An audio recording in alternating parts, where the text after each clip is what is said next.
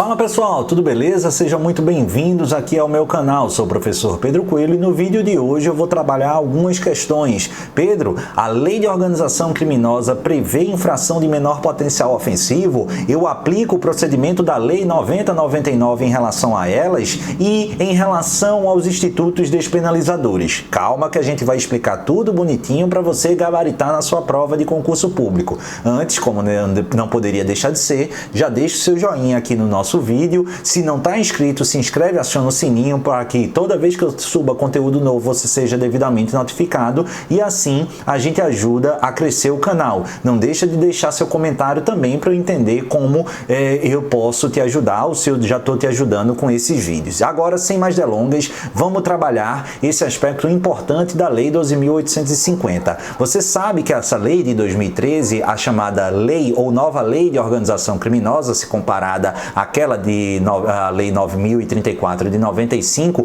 ela é estruturada primordialmente num aspecto processual, procedimental e investigativo e do outro vinculada ao aspecto material, inclusive criando e trazendo alguns tipos penais específicos. Dentro dessa estrutura típica material, a gente vai ter, em grande maioria, crimes ou infrações de médio potencial ofensivo e mais graves, ou seja, que não se inserem no contexto e conceito de infração de menor potencial ofensivo.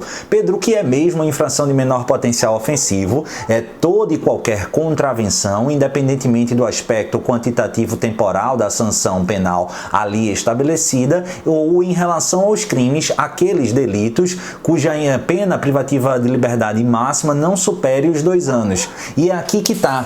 Existe um único tipo penal inserido na lei de organização criminosa que se insere justamente nesse conceito. É o crime lá, ou a infração penal do artigo 21.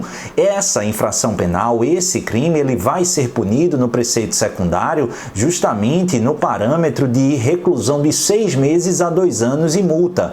Então se insere no conceito de infração de menor potencial ofensivo. Quando eu olho para a pena mínima, eu vou afirmar sem maiores problemas que ela desafia suspensão condicional do processo e também o acordo de não persecução penal previsto, ao menos em tese, lá no artigo 28A do Código de Processo Penal. Bacana, mas diferentemente de todos os demais tipos plasmados na Lei 12.850, esse crime do artigo 21, ele também vai se compatibilizar com uma transação penal. Beleza? Bacana. E aí, a grande questão que você pode se atrapalhar e que, sem dúvida alguma, o seu examinador, coração peludo e triste que é, vai tentar te pegar, é dizer, olha, o artigo 21 da Lei de Organização Criminosa é punido com pena privativa de liberdade de 6 meses a 2 anos e multa. Aqui ele está afirmando, não está te perguntando. Nessa linha, por se inserir dentro do conceito de infração de menor potencial ofensivo, aplicaremos a ele o procedimento sumaríssimo, regrado pela Lei 90/99. E perceba que a assertiva ela é coerente, fazendo com que o candidato tenda a asseverar como correta. Entretanto, ele, se o fizer, errará. Pedro, por quê? Você mesmo falou que se encaixava no conceito de menor potencial ofensivo essa infração. Sim, mas a gente não pode interpretar o artigo 21 da Lei 12.850 sozinho, isoladamente, sem acompanhar o dispositivo seguinte, o artigo 22. O artigo 22 ele vai apontar que os crimes previstos na Lei 12.850 e as infrações penais conexas a eles serão apurados mediante procedimento ordinário previsto no Código de Processo Penal, ou seja, por previsão específica e detalhada do artigo 22, ainda que se amolde a outros conceitos, inclusive de infração de menor potencial ofensivo, a gente vai fugir da regra. A infração de menor potencial ofensivo, em regra, o procedimento sumaríssimo da Lei 90/99, mas aqui não é o caso. Eu vou aplicar o procedimento comum ordinário, independentemente do quantum da pena prevista abstratamente no delito.